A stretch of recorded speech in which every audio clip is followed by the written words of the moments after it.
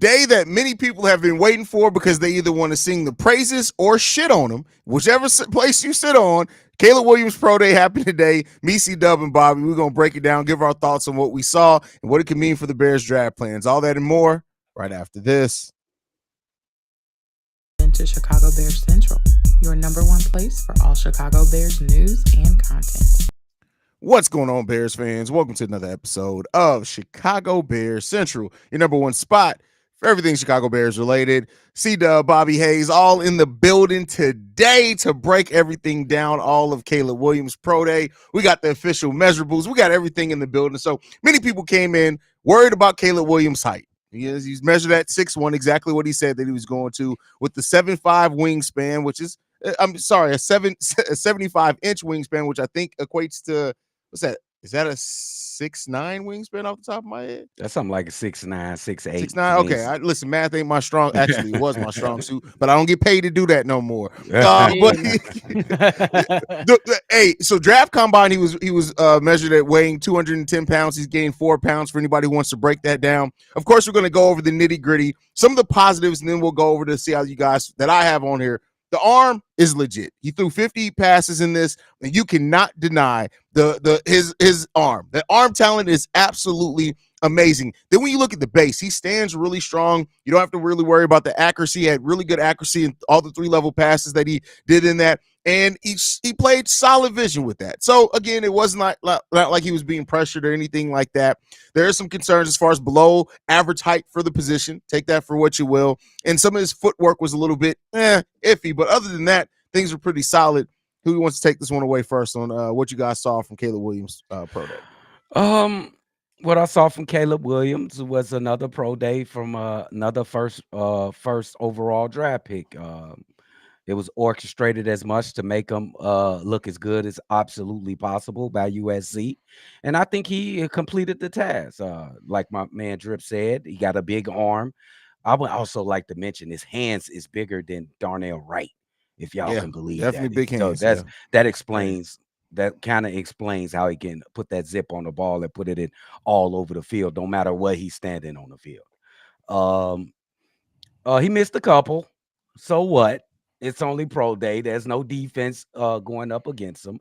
I look more to the interviews, what he had to say. I think the kid is a very confident kid.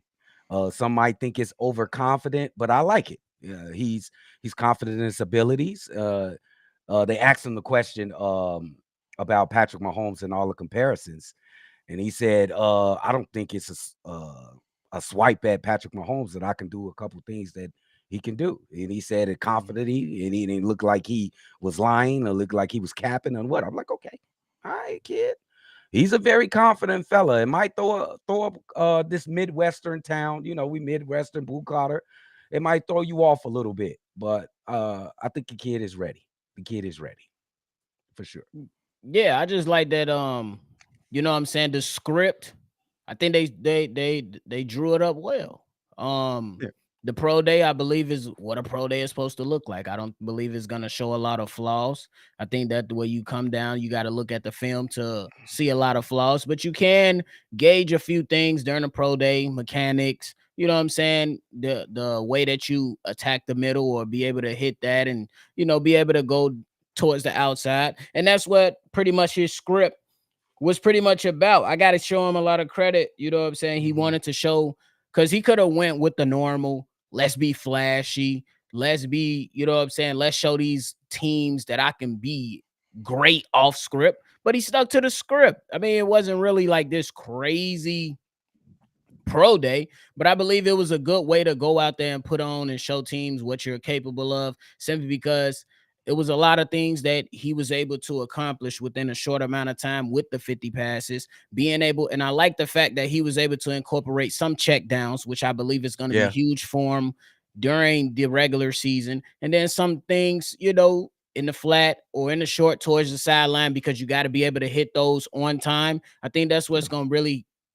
have to come out of all this, but you're not really going to be able to see that until he's actually in the game. So the Pro Day, for me, it did exactly what it was supposed to do. Show this guy that he is that guy, you know what I'm saying? But then also show off the mechanics, show off the build.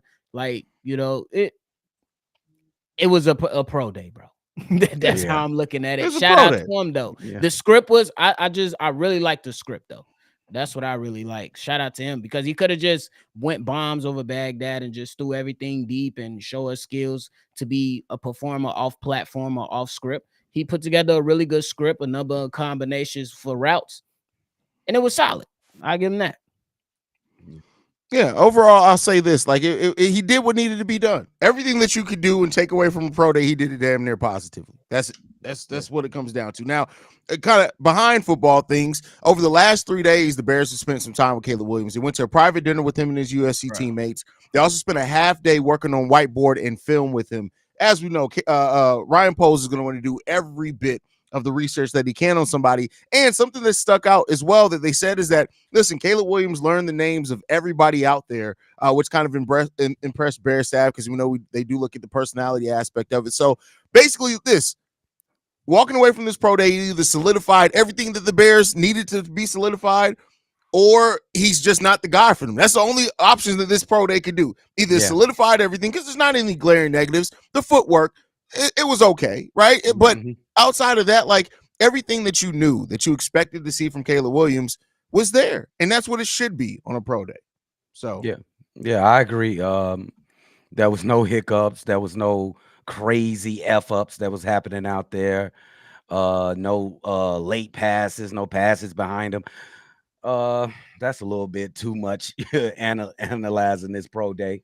But I think everything's fine. Just be prepared for number one. They even made a decision already, and they just wanted to put that extra gravy on top today with a nice little dinner, as you said, with them and a couple of teammates. So it looks good.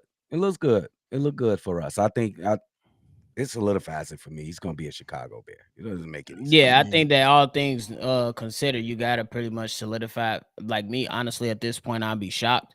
I know I said 99.9, and we're leaving that always that 0.01%.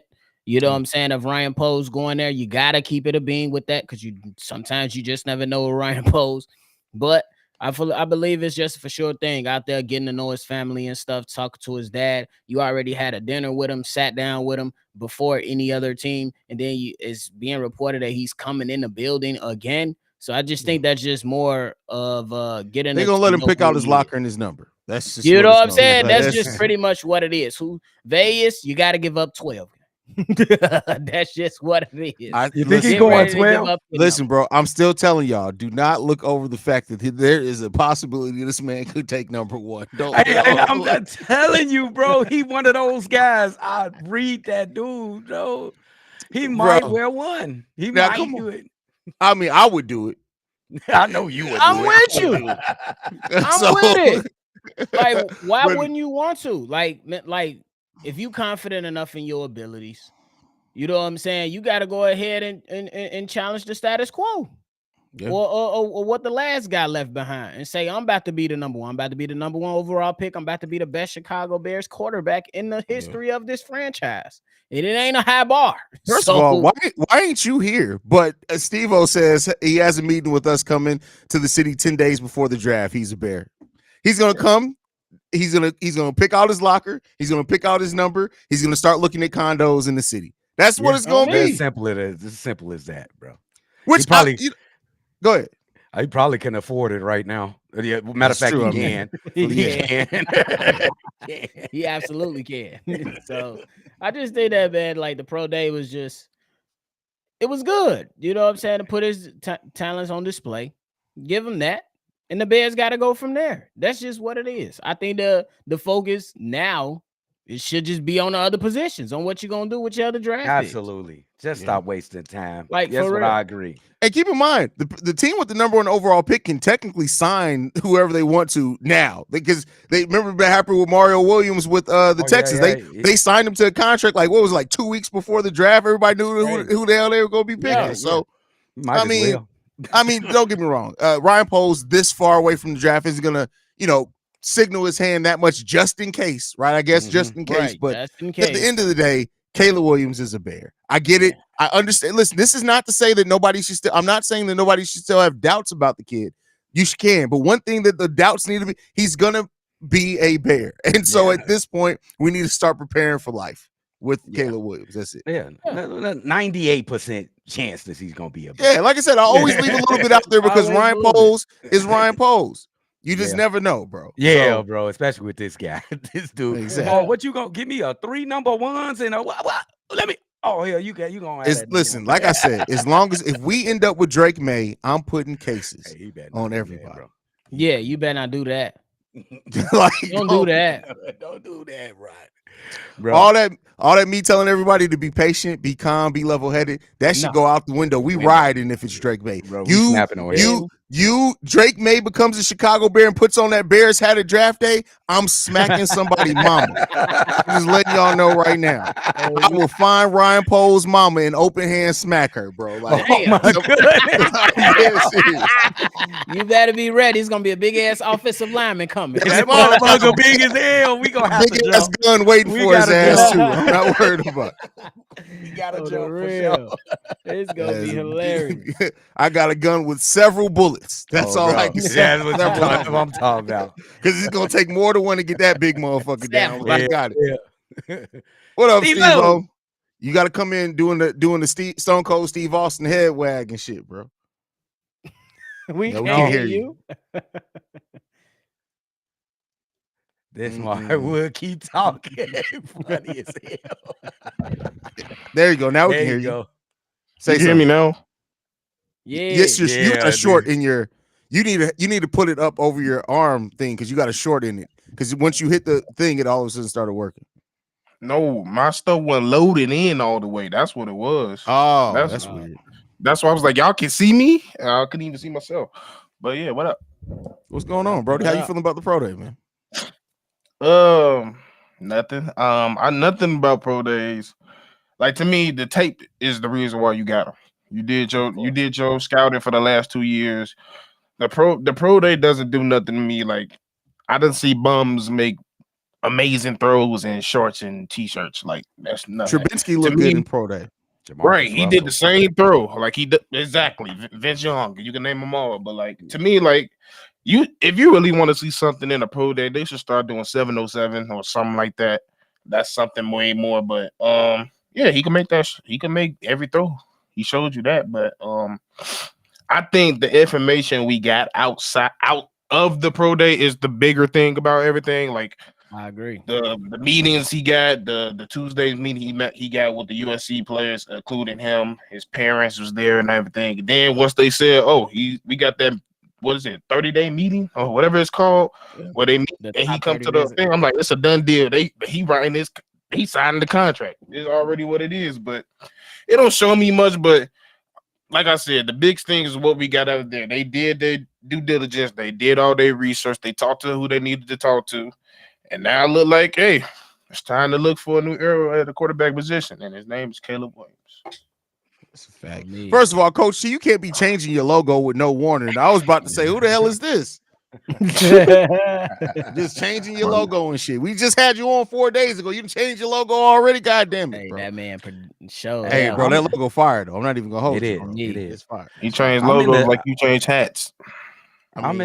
We can sit here for the next 45 minutes. I can go through all the hats if you want to.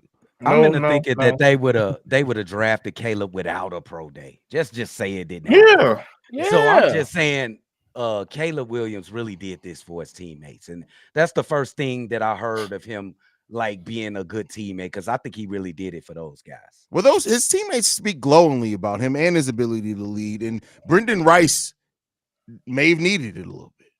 Yeah, he definitely needed it. All of those guys, definitely. Whatever they trying to do, just fighting into the NFL, somebody trying to get more better positioning in the draft like that. So that's a good thing Caleb did, if that's the logic right here. But one thing what'd you say, nephew? Oh, I was gonna say I'm interested to see what the Bears do. Like, do you go and try to make a push to make sure you get Brendan Rice? Because I know with CJ Stroud, the Texans, they pretty much was like, who you want? He was like, man, we got to get Tank Dell. And they got him Tank Dell.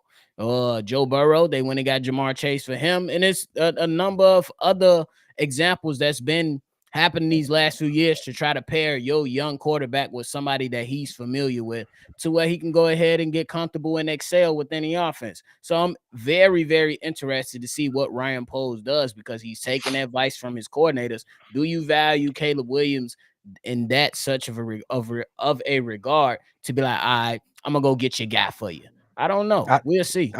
I think that's a little too much for that young kid. I think we get did it. enough for him. But I hear it's you. I hear happened you. before. But we did enough. You got 2 number 1 receivers, 2 good tight ends, a nice running back field. You ain't got to ask him nothing. He already said. That's what I mean. It can't hurt. Stephen Washington says we can still get Marvin. We were actually talking a little bit about this before we went live. Yeah. Marvin Harrison Jr. is falling in mocks. What are you guys making it? Somebody was smoking some bad drugs.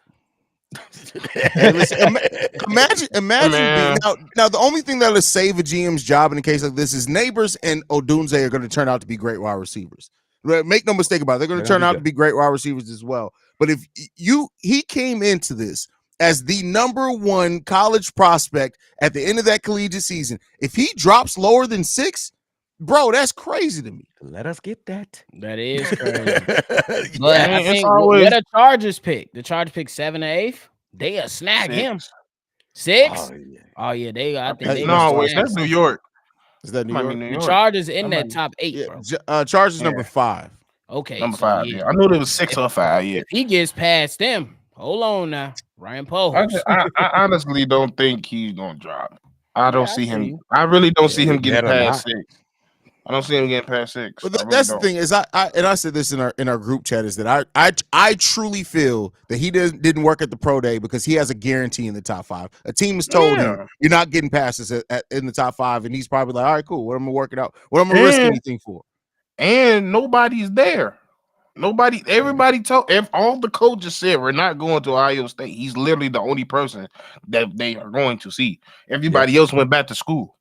Yeah. So he's like, if y'all not coming, I'm not going to do it. What's the point? Yeah, because I think the only other person was, I think they had like a linebacker coming out of Ohio State, and then I believe a defensive lineman. But those are what day 2, day 3 selections. So ain't no I pro can days understand that. Yeah. Yeah, let them slide. Let them slide the 9 if you want Keep on to. playing with us. Play with us. Listen, this is the thing, and this is why I say, to me, I know everybody's so trained to think. And this over on today's daily episode, I went over the positions that we still need to fill right on the team. We need a center, we need an edge, we need a quarterback, which you already know one of those are going there, and then you need a third wide receiver. We got 4 draft picks. Yeah, bro. We got 4 spots. Yeah. Like, all I'm saying is this: you don't have to trade down. If Rome falls to you at number 9, I don't care if you can trade down to number 12 and still get Olu Fashanu. He's gonna be great, but he's not gonna be Rome Odunze. You can get you a tackle in next year's draft. There's so many tackles in this. The one position that you want to really be in the second round to get, if you're not going to draft it high, is a center. That's where all the good centers are going to go. But you can get tackles all the way down to rounds 3 and 4 in this one that are going to be solid. To me, if Odunze falls to you at number 9, you take him and you pair your young quarterback, and then look at it this way. You get a wide receiver, you got 1 year of Keenan Allen, or a couple if he does end up signing the extension. You got DJ Moore for another 2 years. You're not guaranteed that DJ Moore is going to return. You ain't guaranteed Keenan Allen is going to be able to stay healthy, but you allow a natural transition of power with your wide receiver, in my opinion. Agree. Let me throw this one at you, Drip. Okay, let's just hypothetically. What if Alt and Marvin Harrison are there at 9? I'm sorry. At that point, Marvin Harrison? If Marvin Harrison's there at 9, I don't give a damn if Jesus is there at number 9 too. You take Marvin Harrison Jr. Okay. Jesus Devontae Christ will understand. That's all I can say.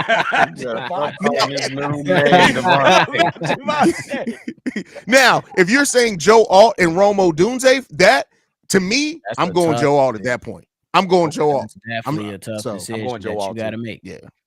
Got to protect that. You got to make. I'm taking always taking a tackle in that situation. I was having this conversation like I said, I think Braxton is straight, but I don't want my left tackle straight. Yeah, I need him to be that. I need him to be that motherfucker, and I think Joe is that motherfucker. Like, he's that motherfucker. And I just want to know, as I've been saying for the last few months, how valuable does Ryan Poles see Braxton Jones being? That's all I like. I believe if we come to that scenario, we really gonna find out how Ryan Poles views Braxton Jones in that scenario. If we get to see it, you never know. I think he's just good. What do you think about Braxton Jones, nephew? Anybody, go ahead. He's Anybody. solid. I think he's solid. He's solid enough to be a starter. But the question is can he be a Pro Bowl left tackle, a cornerstone left tackle? I think that's the biggest questions for him. That's the problem. Yeah, and it's the question. That's the problem. Is this somebody that you're gonna pay for the foreseeable future big money? Probably not, at least right now. But can you trust him to hold off for another year? Because it's gonna be another left tackle that comes through the draft at a high rate. Mm-hmm. You know, so that's why I'm curious to know if we get in this situation. I want to know how Ryan Poles views Braxton Jones. It's gonna be an interesting draft. It's simple. He's a step above Charles Leno. Oh my goodness! Charles Leno was the basement, and Braxton in the first floor. We trying to get to the second floor.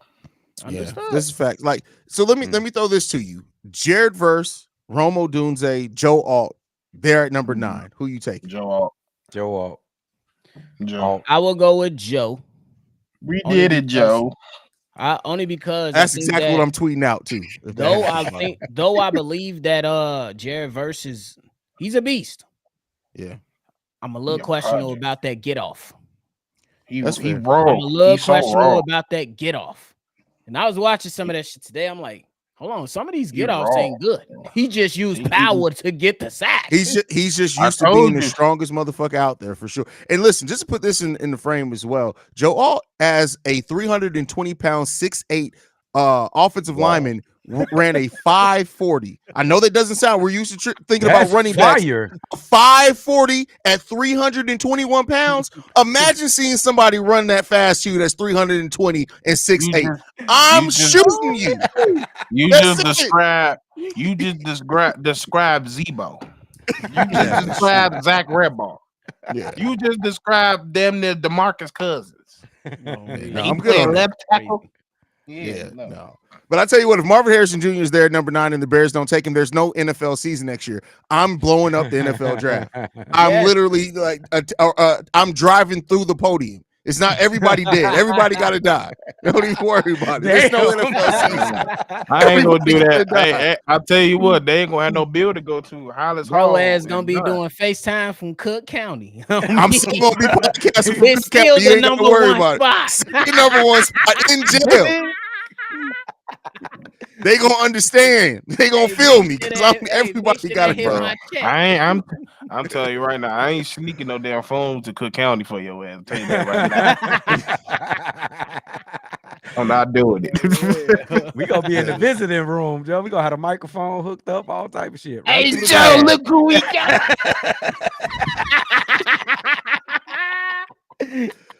Chicago Bears podcaster has just been convicted for 15 years for it's Drip done. even cooking in an all orange fit, big dog. Oh yeah, cool. You come on now. I'm gonna have an airbrush Bears logo on one, the Bulls logo on the other. I'm still Drip. That nigga gonna shave side of his head. He gonna have the Bears logo on the side of his head when he get out. Chicago Bears cell block. You talking about cell block? Oh, my mama, bro. That shit crazy. Man, that's hilarious, fam. Any other thoughts, fam, before we get up out of here, though, man? Hey, man, did y'all see Colin interview with Caleb? That's just a quick question. I seen a little bit of it. Did y'all get a whiff of Aaron Rodgers and the attitude? Just a little whiff.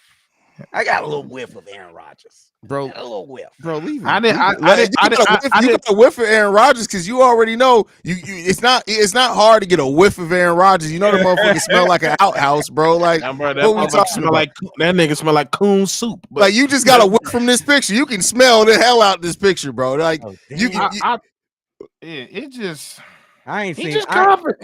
He's just confident. Like he's very confident, and you gotta be confident to play this position. And that's somebody I will say.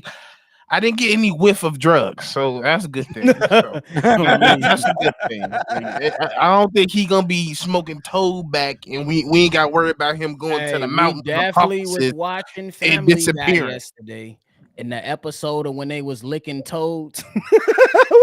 Man, hey, that's a hilarious episode, bro. That is a hilarious episode, bro. So to and bring that's up how this topic, bro.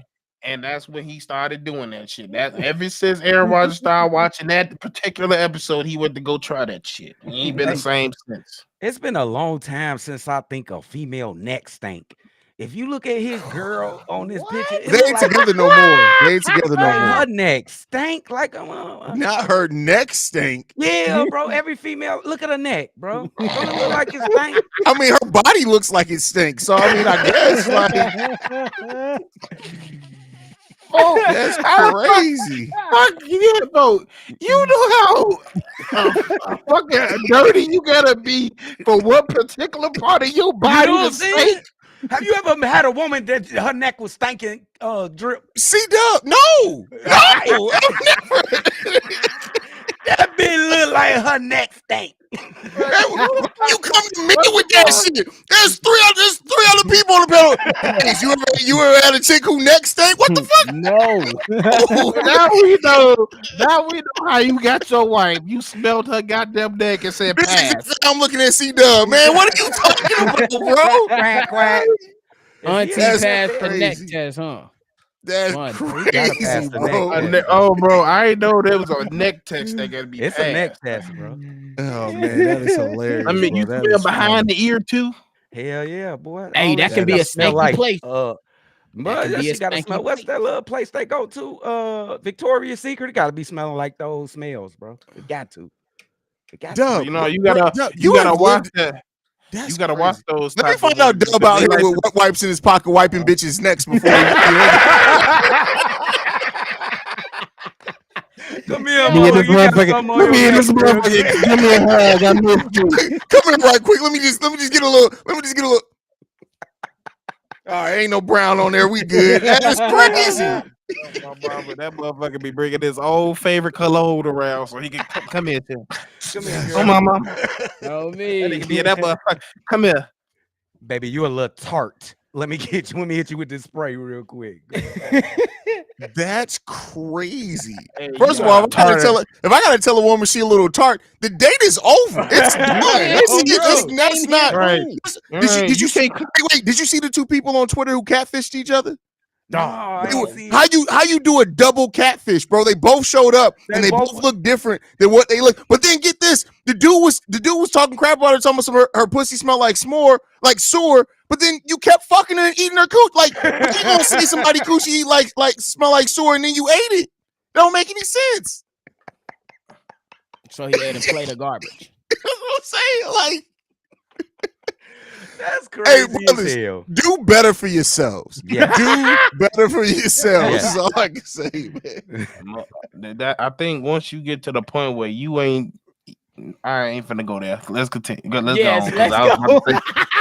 But anyway, the moral of the story is, see, Dub out here when he was he's married now. So when he was in the world, as the church people say, he was out here wiping bitches next to doing the swipe test on it. You know, bro, that's crazy. That's wild, bro. That's how it goes. Giving out cologne. Jones crazy. Serious Jones, you crazy as hell, guy.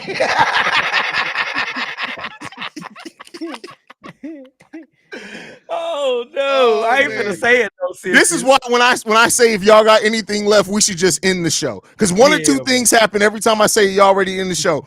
See Dub or Kev say some wild shit that confuses everybody, or somebody got to get cooked in the chat. Like it's always one or the other, man. Hey, Oh, bro, this nigga really stop us. Really gonna Barbecue, stop us. brother. Say, hey, I got a question. Have y'all ever had a female neck mistake? What? Like you was thinking about that at lunch today, wasn't you, kid? Bro, that's crazy, bro. That's why. Let's get to these super chats and get the hell up out of here, man. TG says, gotta give it up on the toe. Now, oh God, this is crazy. Shout out to you. Thank you for the super chat. That's crazy. King Booker World says C-Dub like, nah, her neck smell like bologna. That's Bro, crazy. that's Bro, your neck out here smell like salami. You bogus. you bogus, Joe. What is you sleeping on? Hey, Sirius Jones with you. He said he been there before. That's I mean, you see. Why you smelling? Why you hugging on tartar sauce? Somebody asked Sirius Jones, you see? why so serious? Because your neck stink, motherfucker. That's why it's so serious. See, what you mean? Hell no. We made it through one live stream without me having to flame somebody. So let's go ahead and end it now. Any last thoughts, fellas, before we get up out of here? Lock in, y'all. The content will continue to come. Tune in. Get ready to cheer on the Chicago Bears. If you jump ship, you jump ship. Just don't come right back on because this ship has sailed, my guy. We gone. See, was she a double big back? Is that why her neck stink? Because I got questions, bro. Like, Hey, bro. we'll talk about it off air. Make sure you guys are following us. City feedback, questions, comments, concerns. We go. Chicago Bears issue@gmail.com. Lastly, if you want to leave a text message and or voicemail, 773-242-9336. We're the #1 spot for everything Chicago Bears related. We about this mug. Peace, y'all.